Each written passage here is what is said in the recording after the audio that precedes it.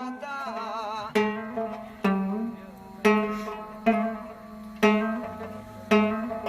د بالمنځ په ټولګي کې مې شمار نه کي د ګناه د دې تهمت نه مې ساته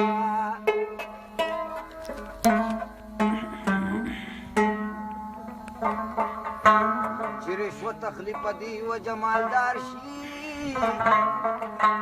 د آرام او د دولت نه مې ساته چې د بل مشر ته زړه کې عزتمني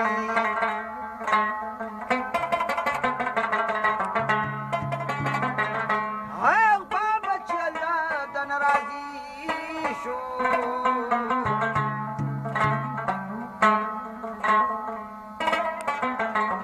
زدا سوال دنا